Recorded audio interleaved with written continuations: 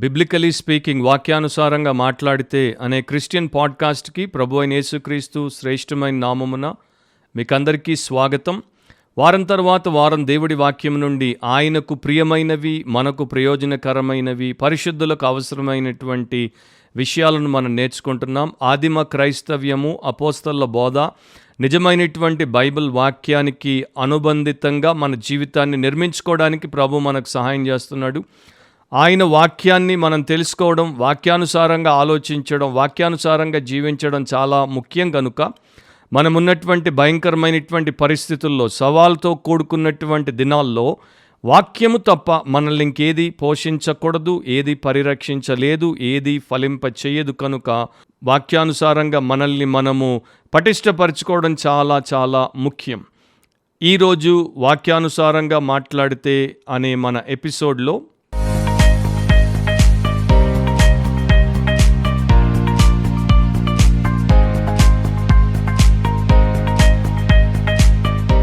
వాక్యానుసారంగా మాట్లాడితే ఎపిసోడ్లో అనేక రకాలైనటువంటి టాపిక్స్ గురించి, లేకపోతే అంశాల గురించి, ఎగ్జార్టేషన్స్ని, హెచ్చరికలను, ప్రోత్సాహకరమైనటువంటి మాటలను వాక్యం నుండి మనం ప్రతివారం వింటున్నాం. ఈరోజు మనకు ముఖ్యమైనది, మనకు సంతోషకరమైనది, మనకు ప్రయోజనకరమైనది, మనకు గురిగా ఉన్నటువంటి ఒక అంశాన్ని గురించి నేను మాట్లాడబోవట్లేదు. కానీ చాలామంది క్రైస్తవుల దృష్టిలో పెద్దగా ఉండనటువంటిది, దేవునికి ముఖ్యమైనది, దేవుని ప్రజల జీవితంలో చాలా కీలక పాత్రను పోషించినటువంటి, క్రైస్తవ సంఘాన్ని ఎంతగానో దీవించినటువంటి, సాక్షార్థముగా వాడబడినటువంటి ఒక అంశాన్ని గురించి దేవుడు మాట్లాడటకు ప్రేరేపించాడు. టైటిల్ ఏంటంటే the spiritual in the fire, అగ్నిలో ఆత్మీయులు. క్రైస్తవ భక్తి, క్రైస్తవ విశ్వాసం ప్రపంచంలో అత్యధికంగా శ్రమల పాలయ్యింది. చరిత్ర దీన్ని మనకు చెప్తోంది. బైబిల్ చరిత్రలో విశ్వాసులు, సంఘము ఏ రకంగా ప్రభు కొరకు చిత్రహింసల పాలయ్యిందో, ఆస్తులను కోల్పోయిందో, జైలుకెళ్ళిందో, ప్రాణాలు విడిచిందో మనకు తెలుసు. అండ్ ప్రస్తుతం మనం ఉన్నటువంటి లోకంలో కూడా మీరు చూస్తే అనేక దేశాల్లో, అనేక ప్రాంతాల్లో వివిధ రకాలుగా క్రైస్తవులు శ్రమల పాలవుతున్నారు. పర్సిక్యూషన్ అనేది ఎన్నో రూపాల్లో వస్తుంది. ఫిజికల్, శారీరకంగా, వర్బల్, మాటలతో, ఇమోషనల్, భావోద్వేగాలకు సంబంధించి, సైకలాజికల్, మానసికంగా, సోషల్, సామాజికంగా, ఫైనాన్షియల్, ఆర్థికంగా రకరకాలుగా ఈ చిత్రహింస లేకపోతే శ్రమ అనేది క్రైస్తవులను పట్టి వారిని క్రైస్తవేతర దేశాల్లో, క్రైస్తవేతర సమాజాల్లో, క్రైస్తవేతర స్థలాల్లో ఇబ్బందులకు గురి చేస్తోంది. కొందరు మామూలు స్థాయిలో అయితే, కొందరు మరణం వచ్చేంత వరకు ఈ పరిస్థితుల్ని వారు ఎదుర్కొంటున్నారు. దీంట్లో మనకు కనబడేది ఏంటి? డిస్క్రిమినేషన్, వివక్ష, ఆపరేషన్, అణచివేత అండ్ డెత్, కొన్ని సందర్భాల్లో మరణం. ఒక రిపోర్ట్ ప్రకారము, ఈ సంవత్సరమే విడుదలైనటువంటి ఒక రిపోర్ట్ ప్రకారం ప్రస్తుతం ప్రపంచంలో 34 కోట్ల మంది క్రైస్తవులు, అంటే 340 మిలియన్ క్రిస్టియన్స్ విపరీత స్థాయిలో క్రీస్తు యేసునందు విశ్వాసము, ఆయనను వెంబడించుటను బట్టి హింసల పాలవుతున్నారు. ఆ రిపోర్ట్ చెప్పేటువంటి విషయం ఏంటంటే, ప్రపంచంలో ప్రతి 8 మంది క్రైస్తవుల్లో ఒక క్రైస్తవుడు, ఒక క్రైస్తవురాలు ఈ రకమైనటువంటి చిత్రహింసకు వారి జీవితంలో గురి అవుతున్నారు. 2021 వరల్డ్ వాచ్ లిస్ట్ ప్రకారము లోకమంతట్లో 50 దేశాల్లో క్రైస్తవులుగా బ్రతుకుట అత్యంత భయంకరమైన, అత్యంత బాధాకరమైనటువంటిదిగా వారు పేర్కొన్నారు. ఇదే సంవత్సరం అంటే 2021లోనే ప్రముఖ క్రైస్తవ పత్రిక క్రిస్టియానిటీ టుడే వారి యొక్క కవర్ స్టోరీని బట్టి మీరు చూస్తే, వారు దీని గురించే అమెరికాలోని ఓపెన్ డోర్స్ మినిస్ట్రీ వారు వరల్డ్ వాచ్ లిస్ట్ని వారు ఆధారం చేసుకొని అనేక వివరాలను దాంట్లో ప్రింట్ చేశారు. వారి ప్రకారము, క్రిస్టియానిటీ టుడే ప్రకారము, ప్రతిదినం ప్రపంచవ్యాప్తంగా 13 మంది క్రైస్తవులు విశ్వాసం కొరకు చంపబడుతున్నారు. ప్రతిదినం ప్రపంచవ్యాప్తంగా 12 క్రైస్తవ మందిరాలు లేకపోతే ఆలయాలు పూర్తిగా నేలమట్టం చేయబడుతున్నాయి. ప్రతిదినం 12 మంది క్రైస్తవులు అన్యాయంగా అరెస్టులకు గురై జైలు పాలవుతున్నారు. ఇంకొక 5 మంది కిడ్నాప్లకు గురవుతున్నారు. సో ఈ రిపోర్ట్ని మనం చూసినప్పుడు ఇలాంటివి తెలుసుకోగలిగినవి ఎంతైతే మనకు తెలుసో వాటిని వారు ప్రచురించారు. మనకు తెలియకుండా జరిగేటువంటి వాటి గురించి దేవుడికి మాత్రమే తెలుసు. సో 50 దేశాల లిస్ట్ని అండ్ ఆ యొక్క మ్యాప్ని మీరు స్క్రీన్ మీద చూడొచ్చు. ఆ దేశాలు నేను వేగంగా పేర్కొంటాను, కనీసం మనకు ఒక అవగాహన ఉండడానికి. ఈ దారుణమైనటువంటి ప్రాంతాలు, దేశాలుగా ఎంచబడినటువంటి 50. మొదటిది north Korea, Afghanistan, Somalia, Libya, Pakistan, Eritrea, Yemen, Iran, Nigeria, India 10వ స్థానంలో ఉంది. Iraq, Syria, Sudan, Saudi Arabia, Maldives, Egypt, China, Myanmar, Vietnam, Mauritania, Uzbekistan, Laos, Turkmenistan, Algeria, Turkey, Tunisia, Morocco, Mali, Qatar, Colombia, Bangladesh, Burkina Faso, Tajikistan, Nepal, central African republic, Ethiopia, Mexico, Jordan, Brunei, Congo DR, Kazakhstan, Cameroon, Bhutan, Oman, Mozambique, Malaysia, Indonesia, Kuwait, Kenya, Comoros.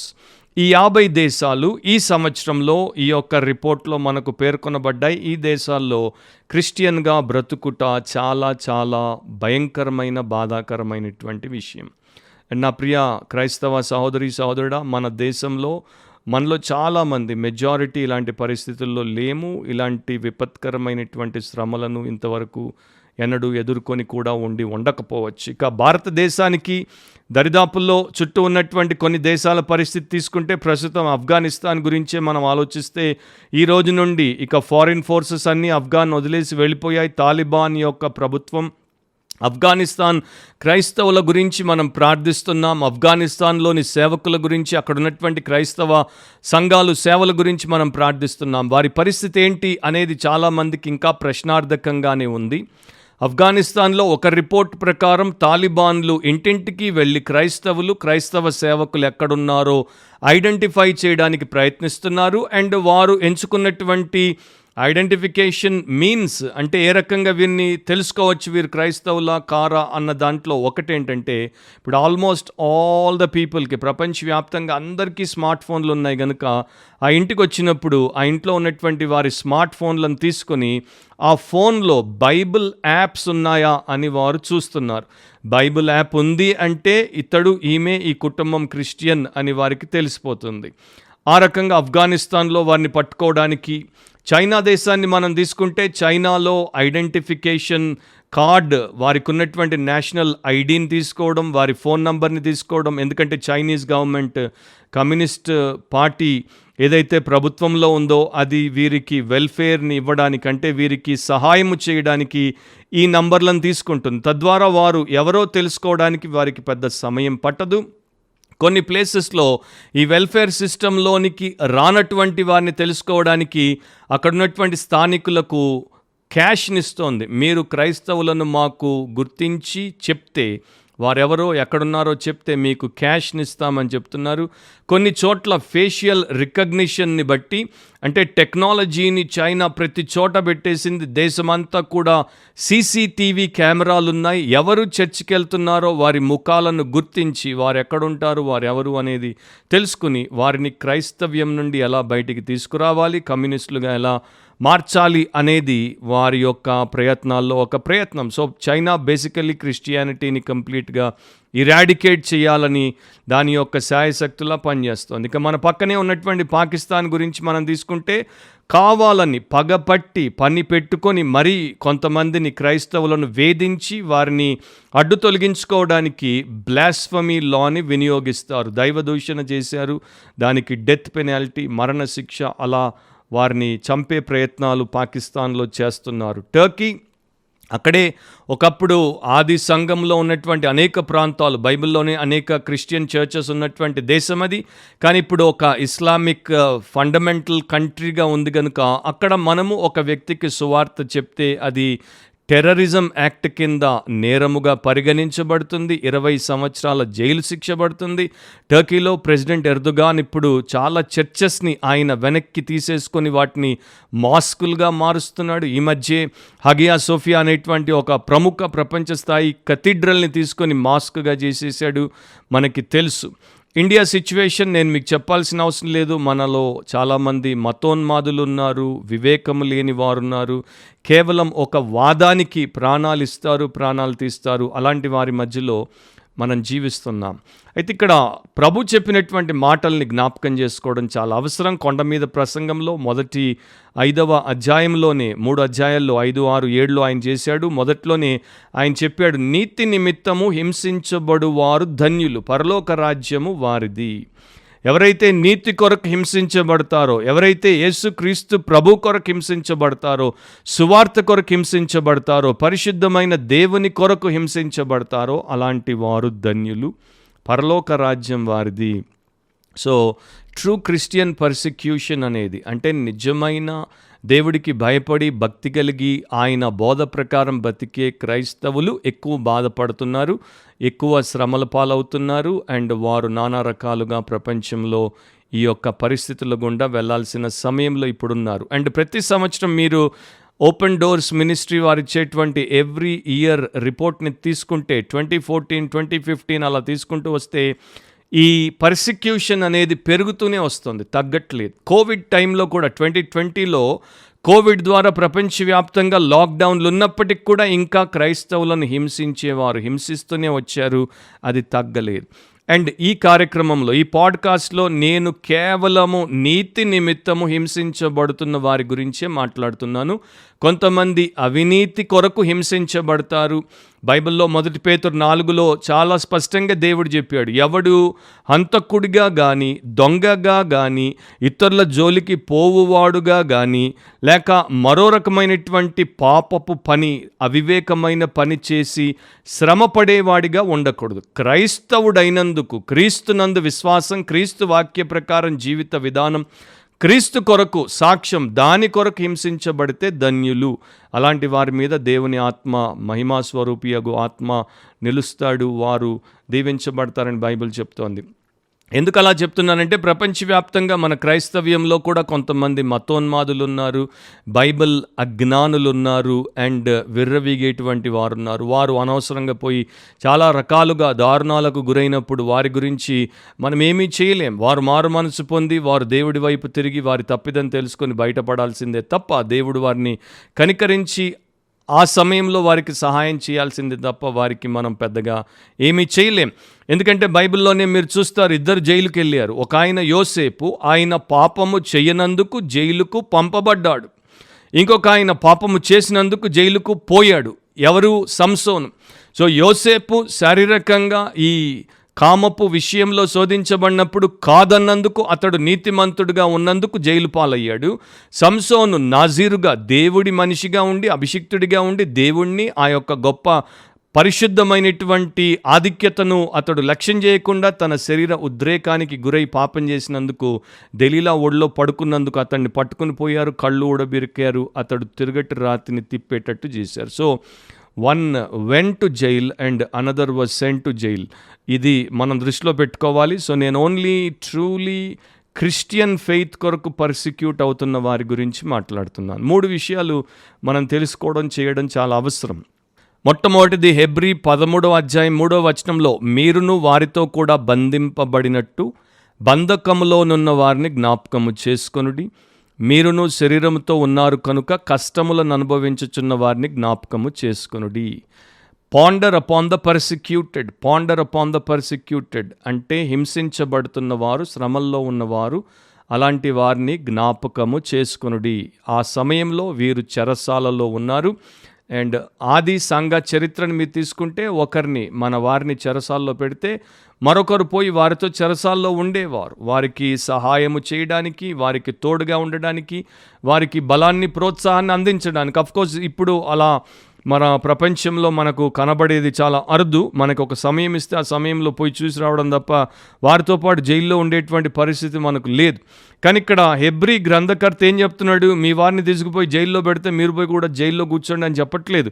కానీ వారు బంధింపబడినట్టు మీరు కూడా బంధింపబడితే ఎలా ఉంటుంది, ఎలాంటి బాధ, ఎలాంటి వేదన, ఎలాంటి దుఃఖము మీకు ఎదురవుతుందో దాన్ని మీరు ఒకసారి ఆలోచించి తెలుసుకొని, బంధకాల్లో, చెరసాల్లో, ప్రిజన్లో ఉన్నటువంటి ప్రియులను, ముఖ్యంగా పరిశుద్ధులను జ్ఞాపకం చేసుకోండి అని అంటున్నాడు.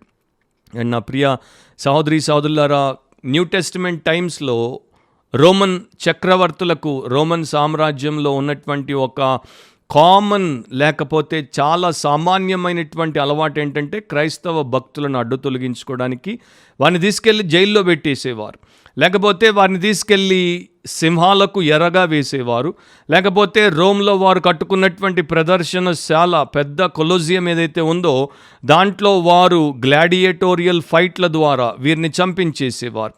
మీరు కావాలనుకుంటే నాదొక చిన్న క్లిప్ ఉంది. రోమ్కి నేను వెళ్ళి కొలోసియంకి నేను వెళ్ళినప్పుడు దాన్ని నేను చూపించి అక్కడ జరిగినటువంటి కిరాతకాలు, క్రైస్తవ హింసల గురించి చేసినటువంటి ఒక చిన్న క్లిప్ ఉంది. దాదాపు 6-6.5 నిమిషాలు.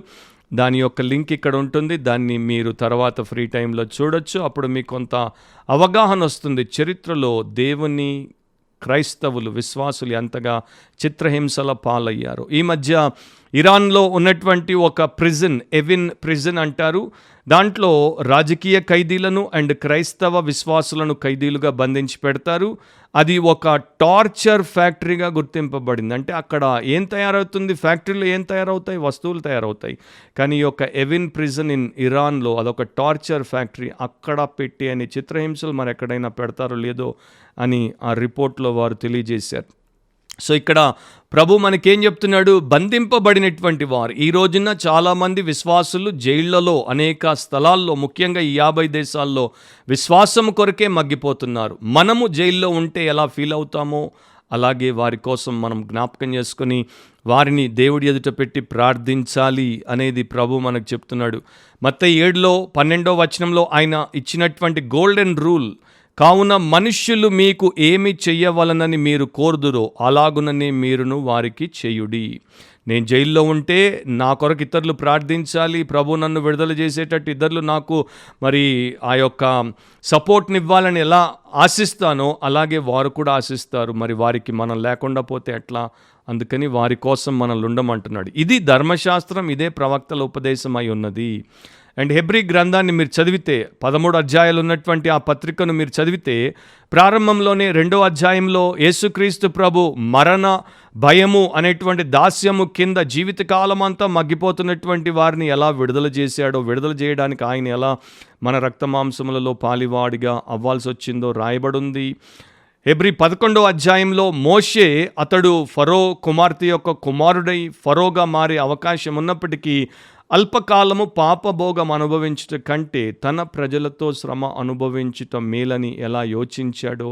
హెబ్రీ 10వ అధ్యాయం 32-34 వరకు చదువుకుంటే అక్కడ బాధలు పడినటువంటి వారు, నిందలు పడినటువంటి వారు, ఆస్తులు జప్తు చేసుకున్నటువంటి వారు, జైలుకి వెళ్ళినటువంటి వారిని గ్రంథకర్త ప్రభు ఏమని బలపరుస్తున్నాడంటే, మీరు ఇంత విషయానికి ఒప్పుకున్నారు అండ్ చెరసాలలో ఉన్నటువంటి వారిని కనికరించారు. సో మనం విశ్వాసం కొరకు బాధపడుతున్నటువంటి వారిని, విశ్వాసం కోసం ప్రభు కొరకు జైలు పాలైనటువంటి వారిని అండ్ అనేక రకాలుగా ఈ యొక్క హింసల్లో ఉన్నటువంటి వారిని జ్ఞాపకం చేసుకోవాలి. కొన్ని స్థలాల్లో ఒకరు, కొన్ని స్థలాల్లో ఇద్దరు, కొన్ని స్థలాల్లో కుటుంబం అంతా ఈ రకమైనటువంటి పరిస్థితుల్లో ఉంది. సేవకుల్ని తీసుకుపోయి లోపల బంధించేస్తే వారు సంవత్సరాలు బయటపడలేకుండా పోతే వారి సంఘాల పరిస్థితి దారుణంగా ఉంది.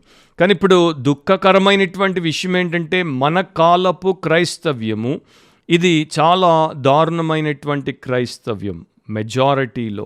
ఎందుకంటే ఇక్కడ స్వార్థానికి ఎక్కువ పెద్దపీట వేస్తున్నారు. నీవు ముఖ్యం, నీ అవసరం ముఖ్యం, నీ కోరిక ముఖ్యం, నీ దీవెన ముఖ్యం, దేవుడున్నది అందుకే అనేటువంటి ఒక ఘోరమైన క్రైస్తవ్యాన్ని మనకు ఇంట్రడ్యూస్ చేశారు కొంతమంది. చాలా చాలా దారుణమైనటువంటి దైవ వ్యతిరేక, దేవుడు లేనటువంటి వ్యక్తులు అండ్ వారు పురుషులు, స్త్రీలు అందరూ ఉన్నారు. సో స్వకీయ దురాశలకు అనుకూలమైనటువంటి ఒక తరాన్ని ఇంకా వారు పెంచి పోషిస్తున్నారు, దానికి ఇంకా కొవ్వు పట్టేటట్టు చేస్తున్నారు.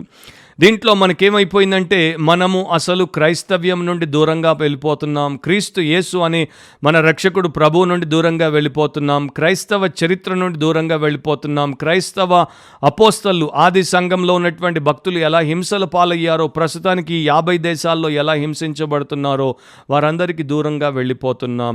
అండ్ చాలామంది ఈ రోజున మనకి చెప్పేదేంటి, నీవు దేవుని బిడ్డవైతే, విశ్వాసివైతే, క్రైస్తవుడివైతే, సంఘస్థుడివైతే నీవు ఎంతకాలం ఉన్నా అంతకాలం దీవించబడతావు, నీకు అప్పు ఉండదు, నీకు రోగం ఉండదు, నీకు దుఃఖం ఉండదు, నీకు బాధ ఉండదు. అది biblical Christianity, historical Christianity or christological Christianity కానే కాదు. వీరంతసేపు శరీరంలో నీకు వృద్ధి గురించి మాట్లాడతారు, ఆత్మలో వృద్ధి గురించి మాట్లాడరు. ఫిలిప్ స్లేటర్ అనే ఒక వ్యక్తి ఒక పుస్తకాన్ని రాశాడు, అమెరికన్ కల్చర్ మీద దాన్ని క్రిటిక్గా, అంటే అమెరికన్ సాంప్రదాయాన్ని విమర్శిస్తూ ఆయన రాశాడు. ఆ పుస్తకం పేరు in the pursuit of loneliness, ఏకాకిగా ఉండుటను వెతుకుకొనుట అని దాని యొక్క అర్థము. దాంట్లో ఆయన ఏమంటాడంటే, మన తరంలో ఉన్నటువంటి మనమందరం ఎలా బ్రతుకుతున్నామంటే, మనల్ని మన జీవిత విధానాన్ని టాయిలెట్ అజంప్షన్గా నేను అభివర్ణిస్తాను అని అంటాడు. టాయిలెట్ అజంప్షన్ అంటే కొంత క్రూడ్గా ఆయన చెప్పాడు. మనము టాయిలెట్కి వెళ్ళినప్పుడు దాంట్లో మన మల విసర్జన చేసినప్పుడు అది మన కంటికి కనపడకుండా పోతే పని అయిపోయింది, అది మనకు దూరం అయిపోయింది అనుకున్నట్టుగానే మన ఎదుట ఉన్నటువంటి సమస్య మనకు కనబడకుండా ఉంటే ఇక అది మనకు దూరం అయిపోయింది అని మనం అనుకుంటాం. అది జాతి వివక్ష విషయంలో కావచ్చు, మన చుట్టూ ఉన్నటువంటి పేదరికం విషయంలో కావచ్చు, లేక పర్యావరణ సమస్యల విషయంలో కావచ్చు. అండ్ ఈ రోజున ప్రాస్పెరిటీ ప్రాస్పెరిటీ ప్రాస్పెరిటీ, అభివృద్ధి, ఆశీర్వాదం, దీవెన అనేటువంటి పదాలతో మునిగి తేలుతున్నటువంటి క్రైస్తవులు, సంఘాలు అండ్ సేవలు, వారికి హింసించబడుతున్నటువంటి క్రైస్తవుల గురించి ధ్యాస ఎక్కడుంటుంది? చిత్రహింసల పాలవుతున్నటువంటి గొప్ప క్రైస్తవ భక్తుల గురించి ఆలోచన ఎక్కడుంటుంది? అసలు అలాంటి పరిస్థితి ప్రపంచంలో ఉంది అన్న సంగతి ఎలా తెలుస్తుంది? క్రిస్టియానిటీ టుడే వరల్డ్లో పేరుగాంచినటువంటి ఒక magazine open doors USA ministry and world watch వారు ప్రతి సంవత్సరం రిలీజ్ చేస్తున్నటువంటి జాబితాలను మనం ఏమందాం? ఎందుకంటే అసలు శ్రమే ఉండదు అనేటువంటి వారు దీనికి ఏం ఆన్సర్ ఇస్తారు? ప్రస్తుతం 2021లో 50 దేశాల్లో ఇన్ని ఘాతుకాలు జరుగుతున్నాయి. అయినా కూడా వారు మనము జయశాలులము అని ఎగిరిగంతులేస్తున్నారు. దానివల్ల వారికి అండ్ ఇతరులకు ఒరిగేదేమీ ఉండదు. ఈరోజు అఫ్కోర్స్ తెలియదు, కానీ ఆ రాబోయే దినాన్న తెలిసినప్పుడు చాలా ఆలస్యం అవుతుంది, రిపేర్ కూడా చేయలేరు. ఇక మిగతా వారు ఎట్లా ఉన్నారంటే, ఎంతసేపు వారి బాధే, ఎంతసేపు వారి దుఃఖమే, ఎంతసేపు వారి యొక్క అవసరమే, ఎంతసేపు వారి కోరికే, ఎంతసేపు వారి ఉద్దేశమే, మేమే మేమే మేమే దేవుడికి ముఖ్యంగా ఉండాలి అనేటువంటి ఒక స్వార్థపు ఆలోచనతో వారు ఉంటారు. అండ్ వారికి ఇతరుల కష్టాలు, ఇతరుల కటకటాలు, ఇతరుల మీద జరిగే కిరాతకాలు బొత్తిగా గుర్తుకు రానే రావు. గుర్తుపెట్టుకో నా స్నేహితుడా, స్నేహితురాలా, నీకన్నా 1000 సార్లు ఎక్కువగా ఇలాంటి గొప్ప భక్తులు ప్రభు కోసం, విశ్వాసం కోసం, సాక్ష్యం కోసం ఇరుక్కునబడి జైలు పాలై, ఆస్తి కోల్పోయి, కుటుంబ సభ్యుల్ని కోల్పోయి, ప్రాణాలు కోల్పోయి, ఉద్యోగాలు కోల్పోయి, సమస్తాన్ని కోల్పోయి ఇంకా బ్రతుకుతున్నారు. 1 కొరింథీ 12:26లో అందుకే దేవుడు ఒక మాట చెప్పాడు, కాగా ఒక అవయవము శ్రమ పడునప్పుడు అవయవములన్నీ దానితో కూడా శ్రమ పడును. 6 నెలలుగా నాకు ఈ యొక్క రైట్ షోల్డర్ ఫ్రోజన్ షోల్డర్ అయిపోయింది. దీన్ని నేను పెద్దగా వాడలేను. ఇది నన్ను చాలా రకాలుగా పగలు రాత్రి ఇబ్బందికి గురి చేస్తోంది. ఇది బాధపడుతోందని నాకు తెలియకుండా లేదు. నా దేహమంతా కూడా దీన్ని బట్టి బాధపడుతూనే ఉంది. ఈ యొక్క అవయవానికి మిగతా అవయవాలన్నీ కూడా బాధకు గురవుతున్నాయి. సో నా తోటి సహోదరుడు, నా తోటి సహోదరి మరొక దేశంలో, ఇరాన్లో కావచ్చు, ఆఫ్ఘనిస్తాన్లో కావచ్చు, ఉజ్బెకిస్తాన్లో కావచ్చు, క్రీస్తు కొరకు శ్రమల పాలవుతున్నప్పుడు నేను ఎలా ఊరుకుంటాను? నేను ఎలా వారిని జ్ఞాపకం చేసుకోకుండా ఉంటాను? ఎలా బాధపడకుండా ఉంటాను? అక్కడ 13లో ఆయన 3వ వచనంలో ఇంకొక మాట అన్నాడు, మీరును శరీరంతో ఉన్నారు గనుక కష్టములను అనుభవించుచున్న వారిని జ్ఞాపకం చేసుకోండి. శారీరకంగా వారికి జరుగుతున్నటువంటి చిత్రహింసల్ని మీరు జ్ఞాపకం చేసుకోండి. ఆ పొజిషన్లో మిమ్మల్ని పెట్టుకోండి. అలా మీరుంటే మీరెంత బాధపడతారు, మీరెంత దుఃఖిస్తారు, మీరెంత నొప్పిని అనుభవిస్తారో ఒకసారి జ్ఞాపకం చేసుకోండి అని ఆయన చెప్తున్నాడు. సో ఈ రోజున క్రీస్తు శరీరము, సంఘము అనేక చోట్ల శ్రమల పాలవుతున్నప్పుడు క్రీస్తు సంబంధులంగా మనం ఏం చేస్తున్నాం? ఇది మనం వేసుకోవాల్సినటువంటి ఒక మూల ప్రశ్నే కదా. నా కుటుంబ సభ్యురాలిని తీసుకెళ్ళి వారు బాధలు పెడుతుంటే నేను పట్టించుకోకుండా ఎలా నిద్రపోతాను? ప్రపంచవ్యాప్తంగా ముఖ్యంగా వెస్ట్లో అఫ్కోర్స్ మొన్నటిదాకా అమెరికా దేశం చేయాల్సింది చేసింది. ఇప్పుడు అమెరికా దేశానికి చాలా సమస్యలు ఉన్నాయి. వారికి సరైనటువంటి నాయకత్వం లేదు. క్రైస్తవ్యం అది కోల్పోతున్నటువంటి దశలో ఉంది కనుక దాని గురించి పెద్దగా ఆలోచించి ఆశించేది ఏమీ ఉండదు. కానీ యూరోపియన్ యూనియన్లో దాదాపు 26 దేశాలు ఉన్నటువంటి యూరోపియన్ కంట్రీస్లో ఒకే ఒక కంట్రీ, హంగరీ అనేటువంటి ఒకే ఒక దేశం, ప్రపంచంలో ఎక్కడైనా సరే క్రైస్తవులు చిత్రహింసల పాలవుతే, జైలు పాలవుతే, దాడులు జరిగితే, లేక వారి సంఘాలను, మందిరాలను కూలగొడితే అదే ఒక దేశం ముందుకొస్తుంది, ఆ ప్రాంతానికి వెళ్తుంది, వారిని కలుసుకుంటుంది, వారికి కావాల్సిన సహాయం చేస్తుంది, వారిని ఐదర్ మరి అక్కడే ఉంచి రీకన్స్ట్రక్ట్ చేయడానికి లేకపోతే రీలొకేట్ చేయడానికి సహాయపడుతుంది. వారికి ఒక మినిస్ట్రీ ఉంది, అండ్ అంటే ప్రభుత్వ పరంగా ఉన్నటువంటి ఒక మంత్రి శాఖ అండ్ మంత్రి ఉన్నారు, వారు వెళ్ళి పనులు చేస్తారు. అండ్ ఎక్కడైనా వారు ఉండలేని పరిస్థితిలో ఉంటే అలాంటి క్రైస్తవ మరి హింస పొందుతున్నటువంటి వారిని తీసుకొని హంగరీ దేశంలో వారికి ఆశ్రయాన్ని కల్పిస్తారు. కొన్నేళ్ల క్రితం నేను హంగరీలోని బుడాపెస్ట్కి వెళ్ళడానికి అండ్ అక్కడ వ్యక్తిగతంగా ఈ విషయాలు కొన్ని తెలుసుకోవడానికి దేవుడు నాకు సహాయం చేశాడు. దాన్ని బట్టి ప్రస్తుతం ఆ దేశాన్ని బట్టి నేను ఎంతో సంతోషిస్తున్నాను. సో ఫ్రీగా ఉన్నటువంటి క్రైస్తవులు ప్రపంచంలో మనలాంటి ఏ రకమైనటువంటి శ్రమ, శోధన, జైలు పాలు లేనటువంటి క్రైస్తవులు ఇలాంటి సమస్యల్లో ఉన్న వారికి ఎలాంటి సహాయం అందించవచ్చు? 2 మనం చేయొచ్చు. మొదటిది సప్లికేషన్ అంటే విజ్ఞాపన. దాని గురించి నేను నా 2వ పాయింట్లో మీతో బ్రీఫ్గా పంచుకుంటాను. రెండవది ఏంటంటే సప్లయింగ్ అంటారు. వీరిని కష్టంలో ఉన్నారు, జైల్లో ఉన్నారు, శారీరకంగా యాతన అనుభవిస్తున్నారు అని జ్ఞాపకం చేసుకొని ఊరుకుంటే ఏమీ లాభము కలుగదు. కనీసం ఏదో మనం చేసేందుకు, దేవుడి చేత వాడబడేందుకు మన ప్రయత్నం, మన ప్రార్థన మనం చేయాలి. దాంట్లో సప్లయింగ్ అని అంటున్నాను. 2 ఉన్నాయి. ఒకటి సిల్వర్, అంటే మీ ధనము ద్వారా ఇలాంటి పర్సిక్యూటెడ్ క్రిస్టియన్స్కి మీరు సహాయం చేయొచ్చు. రెండవది స్క్రిప్చర్, ఇలాంటి పరిస్థితుల్లో ఉన్నటువంటి వారు ఇంకా బలమైన విశ్వాసంలోనికి రావడానికి, ఆ ప్రాంతాల ప్రజలు ఇంకా బలమైనటువంటి విశ్వాసంతో ధీటుగా ఇలాంటి శ్రమల్ని ఎదుర్కోవడానికి సహాయపడు ఒకే ఒక సాధనం, ఒకే ఒక ఆయుధం, అది బైబిల్ గ్రంథం లేక బైబిల్ వాక్యం, హోల్ బైబిల్ లేకపోతే పోర్షన్స్ ఆఫ్ స్క్రిప్చర్. అది మనం వీరికి అందజేయొచ్చు. ఫర్ ఎగ్జాంపుల్, సంవత్సరానికి ఒక్కసారైనా మీరు 100 లేకపోతే వాటెవర్ దేవుడు మిమ్మల్ని ప్రేరేపించినటువంటి కొంత కానుక, మీరేదో ఒక త్యాగము, చిన్న త్యాగం చేసి, మేబీ ఒక జత బట్టలు కొనుక్కోవడం మానేసో, ఒక విందు చేసుకోవడం మానేసో, ఇంకోటి మానేసో, మీరు ఇలాంటి వారి కొరకే ఏర్పాటు చేయబడి పనిచేస్తున్నటువంటి గొప్ప క్రైస్తవ సంస్థలు ఉన్నాయి, వాటికి మీ చందా పంపచ్చు. ఇప్పుడు అంతా ఆన్లైనే కనుక చాలా సులువుగా పంపచ్చు. అలాంటి 3 ప్రధానమైన సంస్థలు ఉన్నాయి. ఒకటి ఓపెన్ డోర్స్ అమెరికా, యుఎస్ఏలో ఓపెన్ డోర్స్ మినిస్ట్రీ వారు ఈ పరిచర్య చేస్తున్నారు. రెండవది ఇంటర్నేషనల్ క్రిస్టియన్ కన్సర్న్ అంటారు, persecution.org, దాని యొక్క వెబ్సైట్ పేరు వారికి. లేకపోతే మూడవది వాయిస్ ఆఫ్ ద మార్టర్స్, హతసాక్షుల యొక్క స్వరం, అది మనకి ప్రకటన గ్రంథంలో కూడా చూస్తాము, చదువుతాం. సో ఈ 3 కూడా చాలా నమ్మదగినమై అండ్ నీతి కలిగినటువంటి సంస్థలు, పర్సిక్యూటెడ్ పీపుల్కి సహాయం అందించే సంస్థలు. సో మీరు వారికి ఆన్లైన్లో మీ కానుకను ప్రార్థించి సంవత్సరానికి ఒక్కసారైనా, కనీసం ప్రతి నెల పంపమని నేను అడగట్లేదు, కానీ సంవత్సరానికి ఒక్కసారైనా పంపితే హింసల పాలవుతూ చెరసాల్లో ఉన్నటువంటి మన తోటి విశ్వాసులకు సహాయము అందజేసిన వారవుతారు, వారి బాధలో ఉపశమనం కలుగజేసిన వారవుతారు.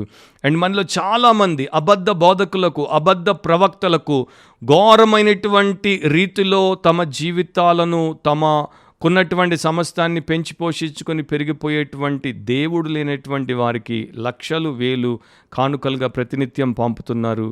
అలాంటి ఫేక్ ప్రీచర్లకి, హీలర్లకి పంపడం మానేయండి. పర్సనల్ బ్లెస్సింగ్ల కోసం పంపడం మానేయండి. పర్సిక్యూటెడ్ క్రిస్టియన్స్ కోసం మీ కానుక కనీసం సంవత్సరానికి ఒక్కసారికి ఈ సంస్థలకు మీరు పంపచ్చు. అరిస్టోడస్ అనే ఒక అన్యుడు క్రైస్తవుల గురించి చరిత్రలో ఇలాంటి మాటలు ఆయన విడిచిపోయాడు. ఎవరైనా తమకు సంబంధించినటువంటి ఒక విశ్వాసి, ఒక భక్తుడు లేక భక్తురాలు చెరసాలలో ఉన్నారు, హింసించబడుతున్నారు, క్రీస్తు నామం కోసం అది వారు భరిస్తున్నారు అని తెలియగానే మిగతా క్రైస్తవులు వెంటనే అక్కడికి వెళ్ళిపోయి వారికి చాతనైనంత సహాయము చేసేవారు అండ్ వారిని విడుదల చేసేంత వరకు నిద్రపోయేవారు కారు. ఆ సమయంలో అంటే 2000 సంవత్సరాల క్రితం ఆది సంఘం ప్రారంభంలో కొన్నిసార్లు పైరెట్లు, సముద్ర ప్రయాణాలే ఎక్కువ చేసేవారు క్రైస్తవులు. అక్కడ సముద్రపు దొంగలు కొంతమంది క్రైస్తవులను వారు కిడ్నాప్ చేసుకొని పోతే వారిని విడిపించడానికి ఇక్కడ ఉన్నటువంటి క్రైస్తవులు వారి ఆస్తులు అమ్ముకుని లేకపోతే వారికి ఉన్నటువంటి వస్తువులు అమ్ముకుని విడుదల కోసం ధనం కట్టి వారిని తీసుకుని వచ్చేవారు. అండ్ కొంతమంది పరమ భక్తులు ఎలా ఉన్నారంటే వారు వారి యొక్క ప్రియులను చెరసాల నుండి విడిపించడానికి రుసుము కట్టడానికి వీరు బానిసలుగా అమ్ముడుపోయి ఆ రుసుము కట్టి వారిని బయటికి తీసుకుని వచ్చారు. ఇదంతా మన క్రిస్టియన్ హిస్టరీ. చాలామందికి ఈ రోజున క్రిస్టియన్ బైబిల్ తెలియదు, క్రిస్టియన్ హిస్టరీ తెలియదు, అండ్ మోస్ట్ సాడ్ థింగ్ ఏంటంటే క్రిస్టియన్ క్రైస్ట్ తెలియదు. కనుకనే ఈ దారుణమైనటువంటి పరిస్థితుల్లో దినాలు అండ్ జీవితాలు వేస్ట్ చేసుకుంటూ బతికేస్తున్నారు. ఇతర క్రైస్తవులు ఆహారాన్ని, వస్త్రాలను ఈ చెరసాల్లో ఉన్నటువంటి లేక బాధింపబడుతున్నటువంటి విశ్వాసులకు సరఫరా చేసేవారు అండ్ వారిని బతికించుకున్నారు. ఇక బైబిల్ గ్రంథాన్ని లేకపోతే బైబిల్ వాక్యంలో ఉన్నటువంటి భాగములను మనం పంచవచ్చు. అలాగే ఈ సంస్థల్లాగే ఇతర సంస్థలు ఉన్నాయి. ఆఫ్రికాలో పర్సిక్యూటెడ్ క్రిస్టియన్స్కి, ఇస్లామిక్ కంట్రీస్లో పర్సిక్యూటెడ్ క్రిస్టియన్స్కి మనం వెళ్ళి వారికి న్యూ టెస్టమెంట్ లేకపోతే gospel of John, gospel of Luke, సువార్త, మార్కు సువార్త, మత్తయి సువార్తలు అందజేసే పరిస్థితుల్లో మనం లేం. కాకపోతే మనం ఇచ్చేటువంటి కానుక ద్వారా ఆ సంస్థలు వారికి వాటిని అందజేస్తాయి. మీరందరూ కూడా చాలా గొప్పగా సోషల్ మీడియా, ఇంటర్నెట్లో అన్ని తెలుసుకునేటువంటి వ్యక్తులు కనుక ఎక్కడ ఈ సహాయాన్ని మీరు చేయొచ్చో మీరు తెలుసుకోవడానికి మీకు ఎక్కువ సమయం పట్టదు. అండర్ గ్రౌండ్ చర్చ్లో ఉన్నటువంటి వారికి వాక్యము లేక విలవిల్లాడిపోతున్నారు. ఇలాంటి ప్రాంతాల్లో ఉన్నటువంటి వారికి బైబిళ్ళు, సువార్తలు అండ్ వాక్య భాగాలు లేక విలవిల్లాడిపోతున్నారు. మీలో కొంతమందికి రిచర్డ్ వుంబ్రండ్ జ్ఞాపకం ఉండే ఉంటాడు. చాలా చాలా ఎక్కువగా క్రీస్తు కొరకు శ్రమల పాలయ్యాడు. 13 సంవత్సరాలు జైల్లో ఉండి ఆయన బయటకు వచ్చాడు. వృద్ధాప్యంలో కూడా ఆయన్ని శారీరకంగా గాయాలు చేసి చిత్రహింసలు పెట్టినా కూడా క్రీస్తును విసర్జించలేదు. ఆయన తన అనుభవాన్ని తన పుస్తకంలో రాశాడు. టార్చర్డ్ ఫర్ క్రైస్ట్, క్రీస్తు కొరకు చిత్రహింసల పాలవుట అనే పుస్తకంలో. ఒకరోజు నేను నా ఇంట్లో ఉన్నప్పుడు బైబిల్ కొనుక్కోవడానికి 2 గ్రామస్తులు వచ్చారు. చాలా మురికిగా ఉన్నారు. వారిని అడిగాను ఏం కావాలంటే బైబిల్ కొనుక్కోవడానికి ఒక పాత బైబిల్ మీ దగ్గర ఉంటే కొనుక్కోవడానికి మేము వచ్చామని అన్నారు. అండ్ మేము ఈ పాత బైబిల్ కొనుక్కోవడానికి చలిలో కూడా బయట రోడ్లు సాఫ్ చేసి, గుంటలు పూడ్చి, మట్టిని ఎత్తేసి కష్టపడి సంపాదించినటువంటి డబ్బుతో ఒక పాత బైబిల్ కొనుక్కోవడానికి వచ్చామన్నప్పుడు ఆయనకి కంట్లో నీళ్లు తిరిగాయి. ఆయనకి అదే సమయంలో అమెరికా నుండి కొత్త బైబిళ్ళు వచ్చాయి కనుక ఆయన ఒక కొత్త బైబిల్ని వారికి ఇచ్చాడు. వారి దగ్గర దానికి డబ్బు తీసుకోలేదు. అయితే వారు ఆ బైబిల్తో వెళ్ళిపోయిన తర్వాత కొన్ని రోజులకి ఆయనకు ఒక ఉత్తరం వచ్చింది. ఆ ఉత్తరంలో వారు ఆయన ఇచ్చినటువంటి కొత్త బైబిల్ని బట్టి, వాక్యాన్ని బట్టి ఎంతో కృతజ్ఞతతో థ్యాంక్స్ చెప్తూ రాశారు. అండ్ 30 మంది గ్రామస్తులు సంతకాలు పెట్టి ఆయనను హర్షించారు. వారు ఏం చెప్పారంటే మీరు ఇచ్చినటువంటి ఒకే ఒక బైబిల్ని మా గ్రామంలో 30 కుటుంబాలు విశ్వాసులు ఉన్నారు కనుక 30 భాగాలుగా విభజించుకున్నాం, 30 పార్ట్స్గా చేసుకున్నాం. ఒక్కొక్కరి దగ్గర ఒక్కొక్క పార్ట్ ఒక్కొక్కరు చదువుకుంటారు, తర్వాత దాన్ని ఇతరులకు ఇస్తారు. సో 30 కుటుంబాలు ఆ వాక్యం చేత పోషించబడుతున్నాయి. రిచర్డ్ వుంబ్రండ్ అంటాడు, ఇంకొక సమయంలో ఒక రష్యన్ నా దగ్గరికి వచ్చి ఒక్క బైబిల్ పేజీ మాకు ఇవ్వండి అయ్యా, ఒక్క బైబిల్ పేజీ నాకు ఇవ్వండి అయ్యా, ఆత్మకు ఆహారం లేకుండా అలమటిస్తున్నాను అని అడుక్కున్నప్పుడు నాకు ఏడుపు వచ్చింది అని అంటాడు.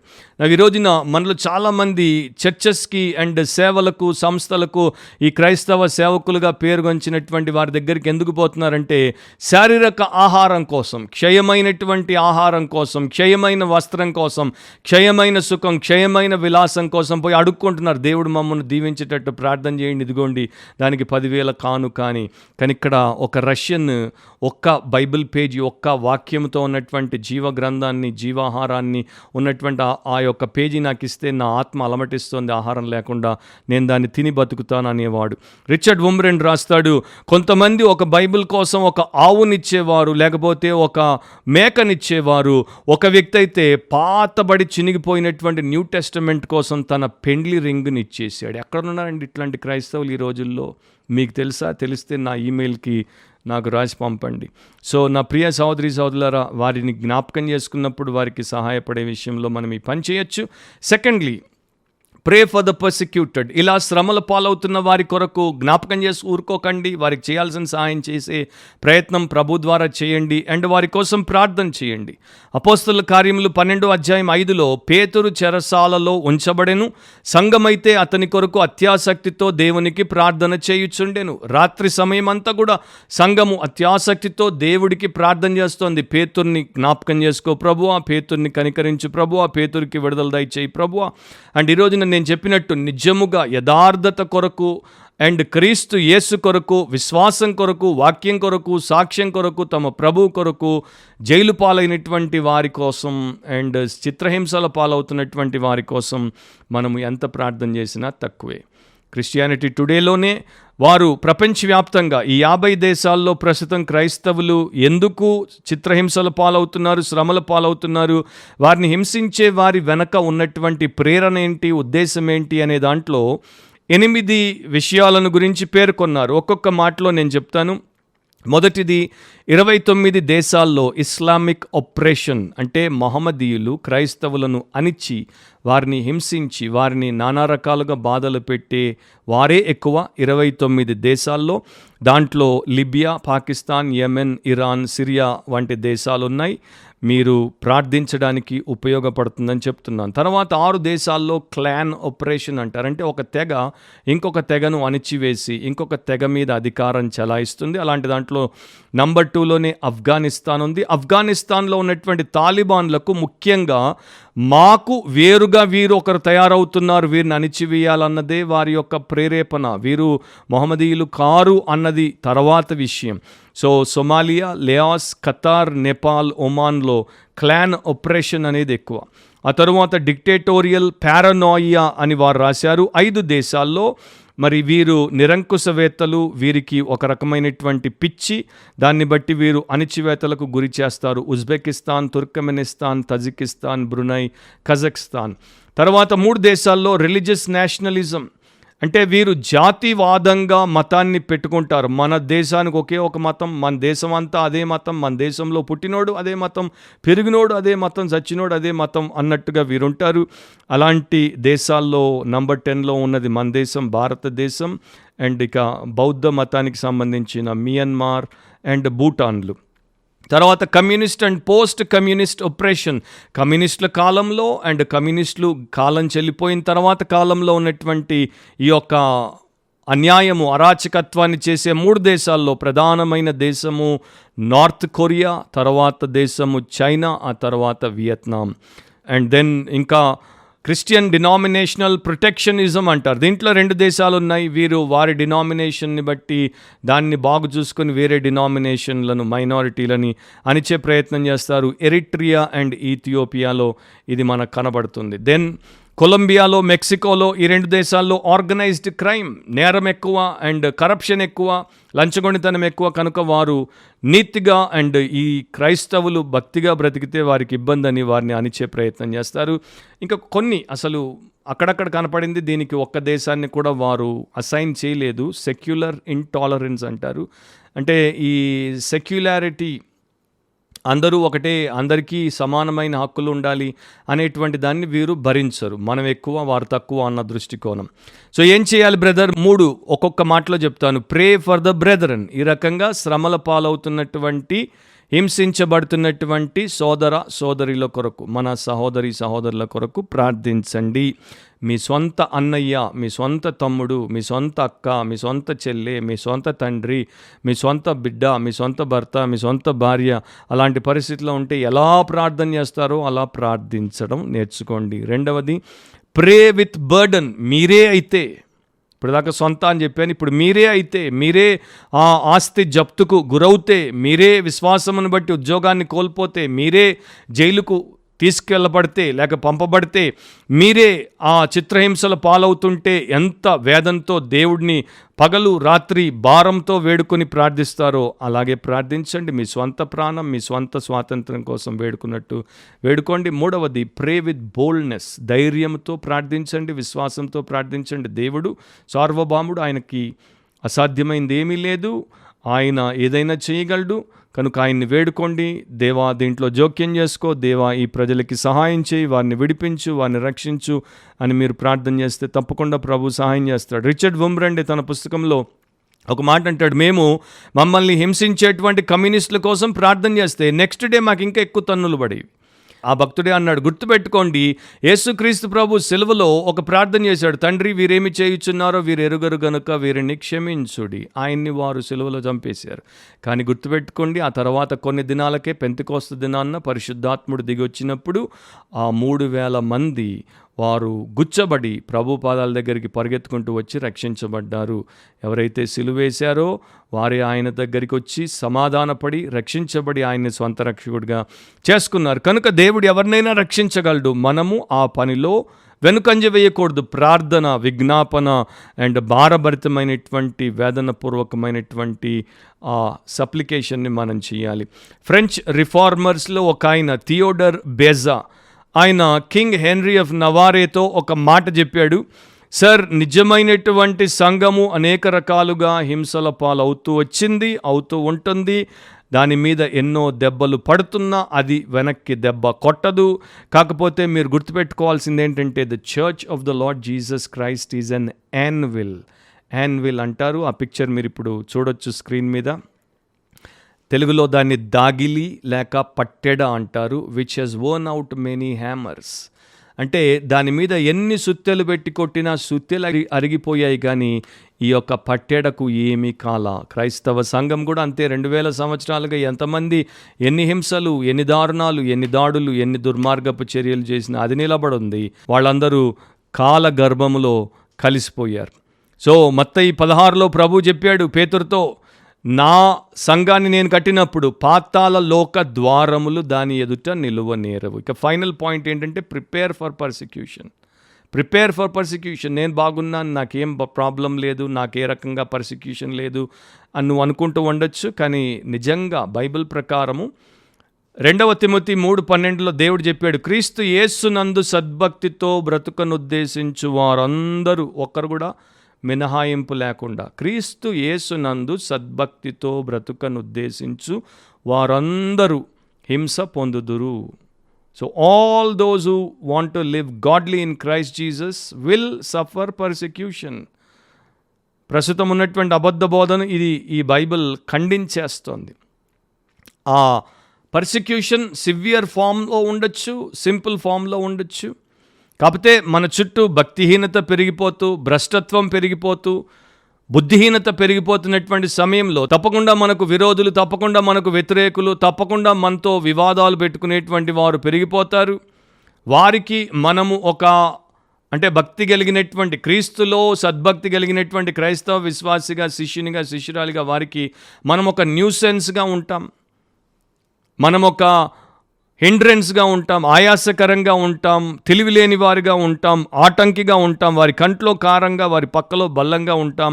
అది మన ఇంట్లోనే అలాంటి వారు ఉంటే వారికి, మన వీధిలో అలాంటి వారు ఉంటే వారికి, మనం వెళ్ళే స్కూల్లో అలాంటి వారు ఉంటే వారికి, మనం పనిచేసే ఆఫీస్లో అలాంటి వారు ఉంటే వారికి, మన మార్కెట్ ప్లేస్లో, మన యొక్క రిలేటివ్స్ మధ్యలో, అండ్ సమ్టైమ్స్ ఇప్పుడు మన చర్చ్ మధ్యలో, మన చర్చ్ మెంబర్స్లో కూడా అలాంటి వారు మనకు వ్యతిరేకంగా ఉంటారు. నీవు దేవుడి కోసం, వాడు లోకం కోసం ఉన్నప్పుడు మీ ఇద్దరి మధ్యలో తప్పకుండా వ్యతిరేకత ఉంటుంది. అండ్ వాడు నిన్ను హింసించే ప్రయత్నం చేస్తాడు. కయ్యను అదే చేశాడు కదా. హేబేలు దేవుడి యందు భయభక్తులు కలిగి ఉంటే కయ్యను అవి లేకుండా హేబేలు మీద పడి చంపాడు. So from the beginning persecution అనేది ఫర్ ద గాడ్లీ ఉంటూనే ఉంది.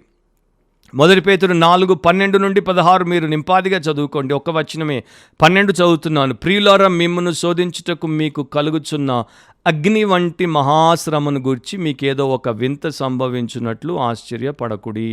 అగ్ని వంటి మహాశ్రమ.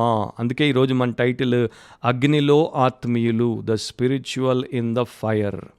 ఆది అపోస్తలు, ఆది సంఘంలో ఉన్నటువంటి అనేకులు శ్రమల పాలయ్యారు. యాకోబును పట్టుకొని హేరోదు చంపేశాడు. తర్వాత పేతుర్ని తీసుకెళ్లి జైల్లో పెట్టేశాడు. స్టెఫనును వారు రాళ్లతో కొట్టి చంపేశారు. పౌలును కూడా వారు రాళ్లతో కొట్టి చచ్చిపోయాడని ఈడ్చేశారు. మనకి తెలుసు, చరిత్రలో మనం చూస్తే 2000 సంవత్సరాల చరిత్రలో క్రైస్తవులుగా దేవుని యందు భయభక్తులు కలిగిన వారు హింసించబడుతూనే వచ్చారు, ప్రస్తుతం కూడా ఉన్నారు. అండ్ ఇప్పుడు 2021లో ఈ 50 కంట్రీస్లో ఎంతమంది ఎన్ని రకాలుగా ప్రభు కొరకు యాతన పెట్టబడుతున్నారో క్లుప్తంగా కొంత నేను చెప్పాను. ముగింపులో నా ప్రియ సహోదరి సహోదరుడా, ఆది సంఘంలో ఉన్నటువంటి భక్తిపరులైన బోధకులు, సంఘ నాయకులు, చర్చ్ లీడర్స్ని మీరు ఒకసారి చూస్తే, వాన్స్ హ్యావ్నర్ అనే ఒకప్పటి గొప్ప సేవకుడు, ఆయన నైసీన్ కౌన్సిల్కి వచ్చినటువంటి భక్తులు, బోధకులు, సంఘ నాయకుల గురించి మాట రాశాడు. 318 మంది డెలిగేట్స్ వచ్చారు.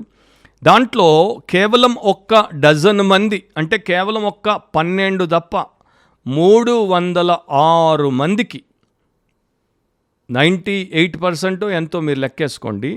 318లో వారికి ఒక కన్నైనా పోయింది, ఒక చెయ్యైనా పోయింది, ఒక కాలైనా పోయింది, లేకపోతే వారిని చిత్రహింసలు పెట్టి జైల్లో పెట్టి వారిని కాల్చినందుకు ఒక తొడగూడైనా వసిలి వారు కుంటేవారిగా ఉన్నారు.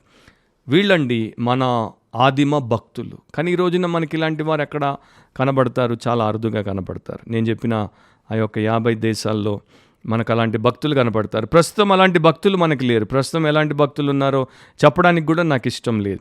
కావాల్సిందేంటి? మనం ప్రార్థించాల్సింది ఏంటంటే, దేవా మాకు దేవుడంటే భయపడి, దేవుడంటే భక్తి కలిగినటువంటి భక్తుల్ని, బైబిల్ మాత్రమే నమ్మి దాన్ని జీవించి దాన్ని బోధించే భక్తుల్ని, ఆత్మపూర్ణులైనటువంటి భక్తుల్ని, మాకు దేవుడి సంపూర్ణ సంకల్పాన్ని నేర్పే భక్తుల్ని, అండ్ మమ్మల్ని రేపు మాకు శ్రమ వస్తే ఎదుర్కోవడానికి సిద్ధపరిచే భక్తుల్ని ఇవ్వవా అని మనం ప్రార్థన చేయాలి. నాకు తెలుసు మనలో ప్రతి ఒక్కరు జైలుకి వెళ్ళరు, మనలో ప్రతి ఒక్కరు శారీరకంగా దెబ్బలు తినరు, మనలో ప్రతి ఒక్కరికి ఉద్యోగం పోదు, మనలో ప్రతి ఒక్కరి ఆస్తి జప్తు అవ్వదు, మనలో ప్రతి ఒక్కరు కుటుంబంలో ఏ ఒక్కరిని కోల్పోకపోవచ్చు, మనలో ప్రతి ఒక్కరు చంపబడకపోవచ్చు, హతసాక్షిగా అవ్వకపోవచ్చు. కానీ మనలో ప్రతి ఒక్కరము తప్పకుండా విశ్వాసము, వాక్యము, సాక్ష్యమును బట్టి, భక్తిని బట్టి ఈ యొక్క హింసను అండ్ ఈ యొక్క శ్రమను వేరు రకాలుగా ఎదుర్కొంటాం. ఫర్ ఎగ్జాంపుల్, అమెరికా దేశంలో ప్రస్తుతం నిజమైన దైవ సంబంధులకు, దేవుని భక్తులకు, సేవకులకు రకరకాల శ్రమలు వస్తున్నాయి. అబార్షన్గా వ్యతిరేకంగా మాట్లాడినందుకు, LGBTQకి అంటే ఈ యొక్క హోమోసెక్షువాలిటీ, లెస్బియనిజం, ట్రాన్స్జెండరిజంకి వ్యతిరేకంగా మాట్లాడినందుకు, డివోర్స్కి వ్యతిరేకంగా మాట్లాడినందుకు, క్రిటికల్ రేస్ థియరీకి వ్యతిరేకంగా మాట్లాడినందుకు, సోషల్ జస్టిస్కి వ్యతిరేకంగా మాట్లాడినందుకు, ప్రోగ్రెసివ్ క్రిస్టియానిటీకి వ్యతిరేకంగా మాట్లాడినందుకు, అలా మాట్లాడినటువంటి పాస్టర్లకు ఇక జీతాల మీద ట్యాక్సులు ఇప్పటిదాకా లేవు, ఇప్పుడు విధిస్తాము. అలాంటి సంఘాలకున్న ట్యాక్స్ ఎగ్జెంప్షన్ని, అంటే పన్ను కట్టాల్సినటువంటి అవసరత లేదు అనేటువంటి మినహాయింపుని ఇప్పుడు తొలగించి భారీ పన్నులు వేస్తాము. అండ్ మీకు ఇచ్చినటువంటి వేదాంత పాఠశాలలు కట్టుకొని నడిపించుకోవడానికి ఇచ్చిన స్థలాలు గవర్నమెంట్ వెనక్కి తీసుకుంటుంది.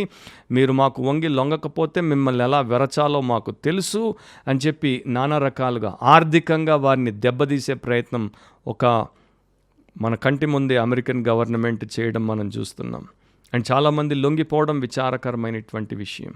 యుసేబియస్ అనేటువంటి ఒక భక్తుడు, ఆయన్ని ఎంపరర్ వ్యాలెన్స్ కొంతమందిని మరి ఆయన దగ్గర నుండి కొంతమంది మనుషుల్ని పంపించి ఆయనను ఒక మత భేదంలోనికి, మంచి మాటలతో అతన్ని దారి తప్పించి వక్రబోధలోనికి లాగేందుకు ఆకర్షించే ప్రయత్నం చేసినప్పుడు ఆయన చెప్పాడు, సార్ ఇట్లాంటి మీరు చెప్పేటువంటి మాటలు చిన్న పిల్లల్ని, అమాయకుల్ని పట్టుకుంటాయేమో, కానీ మాలాంటి వాక్యం ఎరిగినటువంటి వారిని పట్టుకోలేవు.